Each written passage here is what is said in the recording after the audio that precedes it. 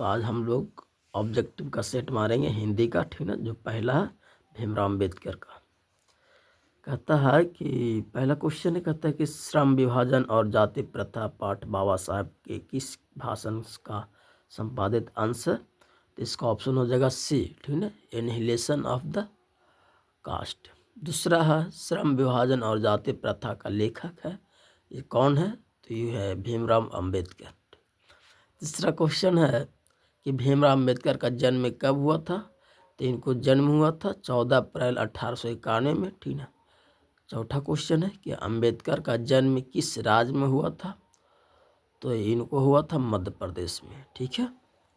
ठीक है, उसके बाद है अगला क्वेश्चन कहता है कि भीमराव अम्बेडकर की मृत्यु कब हुई थी। तो इनको मृत्यु हुई थी दिसंबर 1956 में। अगला क्वेश्चन है छठा है, कहता है कि भीमराव अम्बेडकर के चिंतन और रचनात्मक के मुख्य कितने प्रेरक व्यक्ति थे। तो इनको प्रेरक व्यक्ति 3 ही थे, ठीक ना, जो आगे पढ़ेंगे कौन कौन थे। सातवां क्वेश्चन है, कहता है डॉक्टर अम्बेडकर किस वर्ग के परिवार में जन्म लिए थे। तो ये जो लिए थे वो दलित परिवार के वर्ग में लिए थे, ठीक है। अगला क्वेश्चन 8वां कि जातिवाद के पोषक द्वारा श्रम विभाजन किसका दूसरा रूप माना जाता है, ठीक ना। तो जो माना जाता है इसका हो जाएगा आंसर जाति, ये क्या बोलता है, जाति प्रथा, ठीक है। और जाति प्रथा किस प्रकार का श्रम विभाजन है, ठीक ना, तो स्वाभाविक है। अगला क्वेश्चन है कि जाति प्रथा के अनुसार श्रम विभाजन का आधार क्या है ना। तो ये जो है जो पैतृक पेशा है। श्रम विभाजन और जाति प्रथा शीर्षक कि इनके द्वारा हिंदी रूपांतरित है। तो ये जो है भीमराव अम्बेडकर के द्वारा है, ठीक है। अगला कहता है कि जाति प्रथा मनुष्य के पेश को किस प्रकार प्रभावित करता है। तो जो करता है इसका ऑप्शन हो जाएगा बी, ठीक ना। यह मनुष्य के जीवन भर के लिए एक पेश में बांध देती है, ठीक है। अगला है 13वां क्वेश्चन है कि विडम्बना का अर्थ क्या है। तो विडम्बना का अर्थ होता है उपहास, ठीक ना। चलिए ठीक है। अब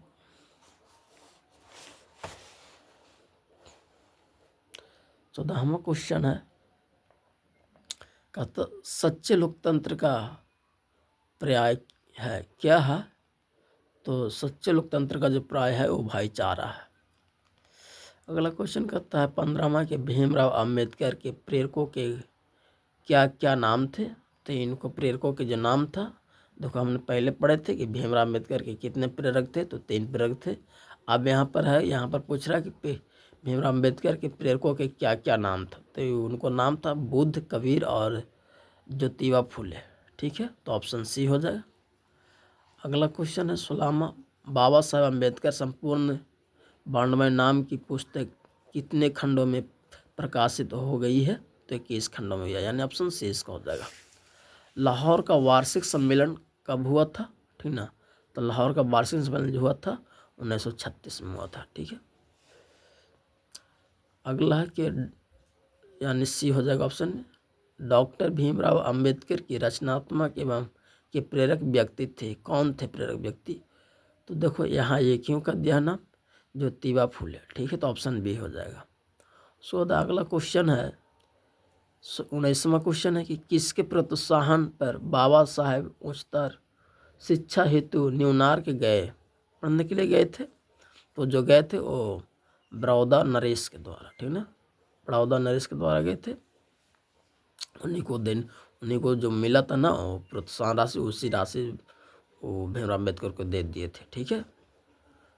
तो अगला क्वेश्चन चलते हैं। अगला क्वेश्चन कहता है कि बुद्धा एंड दीज थम्स के लेखक कौन है। तो इनको जो लेखक है भीमराव अम्बेडकर, यानी ऑप्शन डी हो जाएगा।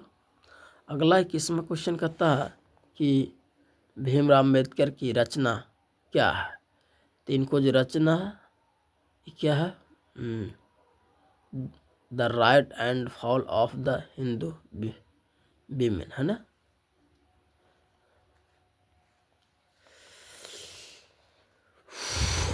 बाईस का क्वेश्चन है। अगला क्वेश्चन कहता है 22 का क्या कहता है?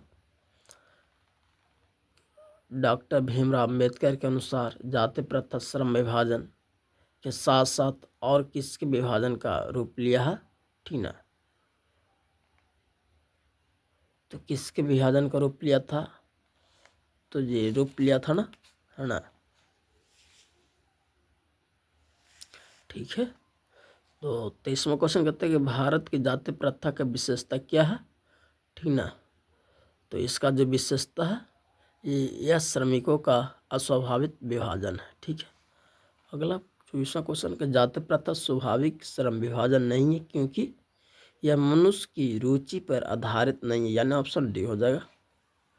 ठीक है। अगला क्वेश्चन कहता है कि लेखक आज के उद्योगों में गरीबों और उत्पीड़न से भी बड़ी समस्या किसे मानते हैं?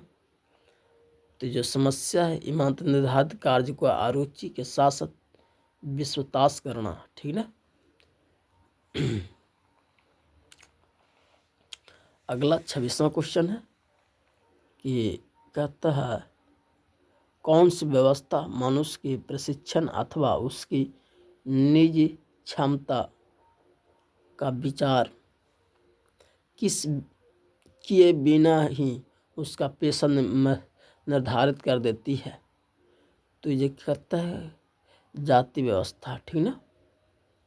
जाति व्यवस्था करेगी या शासन व्यवस्था, आधुनिक व्यवस्था या मध्ययुगीन व्यवस्था? नहीं, जाति व्यवस्था करेगा। ठीक है। 27वां क्वेश्चन है कि आधुनिक मनु कहा गया है। आधुनिक मनु कहा गया है। तो ये जो कहा गया है, ठीक ना,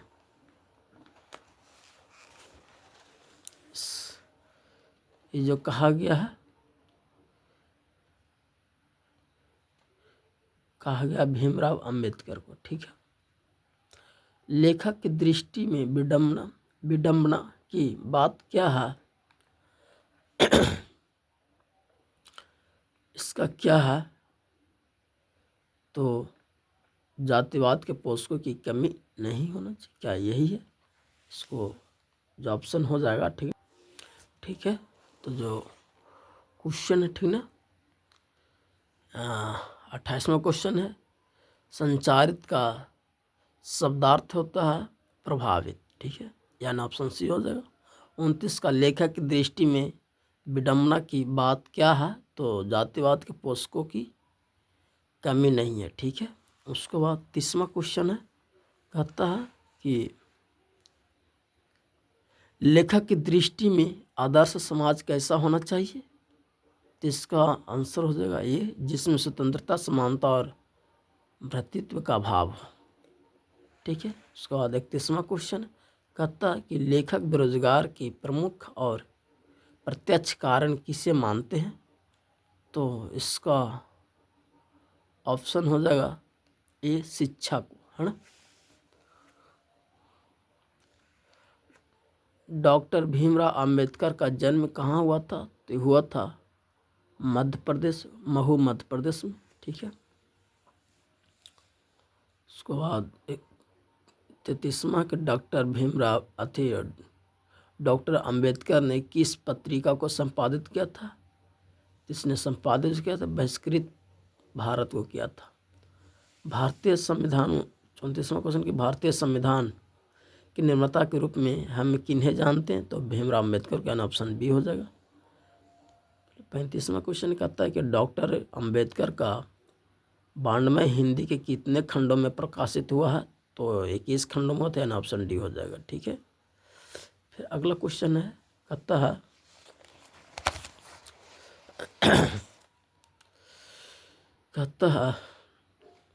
कि आधुनिक सभ्य समाज कार्यकुशलता के लिए किसे आवश्यक मानता है? ठीक ना। तो किससे आवश्यक मानते थे? श्रम विभाजन को। अगला 37वां क्वेश्चन कि डॉक्टर भीमराव अंबेडकर के पिता का क्या नाम था? जिनको पिता का नाम था रामजी सकपाल, यानी ऑप्शन बी हो जाएगा। अगला 38वां क्वेश्चन कहता है कि भीमराव अंबेडकर के माता का क्या नाम था? जिनको माता का नाम था भीमाबाई, यानी ऑप्शन डी हो जाएगा। ठीक है। 39वां क्वेश्चन, डॉक्टर अंबेडकर ने PhD की उपाधि कब प्राप्त की थी? इसने उपाधि की थी 1916 में। ठीक है, यानी ऑप्शन सी हो जाएगा। 40 का, the caste in India where mechanism किनकी रचना है? तो भीमराव अंबेडकर का, ऑप्शन ए हो जाएगा। ठीक है। 41वां की मुख्य नायक क्या है? तो मुख्य नायक क्या है?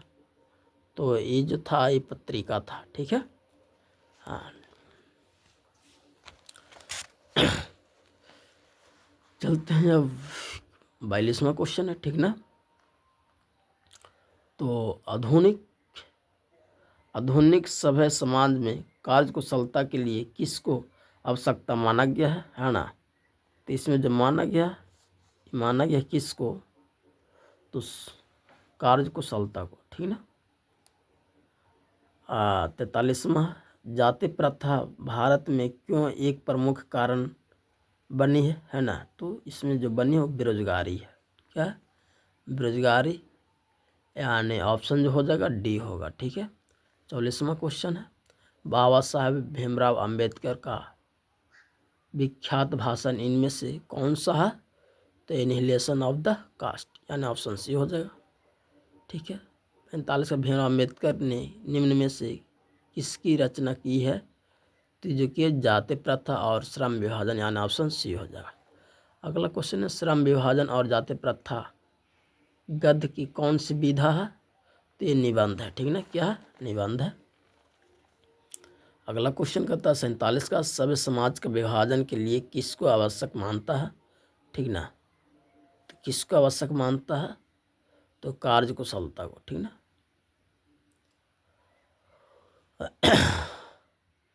अगला क्वेश्चन, भारतीय संविधान के निर्माता में महत्वपूर्ण भूमिका किसकी है? ठीक ना। तो भीमराव अंबेडकर को है। ठीक ना, ऑप्शन ए हो जाएगा।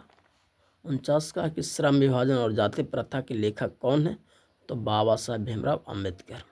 50वां क्वेश्चन है, कहता है कि लेखक की दृष्टि में विडंबना की बात क्या है? तो जातिवाद के पोषकों की कमी नहीं, यानी ऑप्शन ए हो जाएगा। ठीक है दोस्तों, अच्छा लगा तो लाइक और शेयर कीजिएगा और इसी तरह से ऑब्जेक्टिव लेते रहेंगे। ठीक है, धन्यवाद।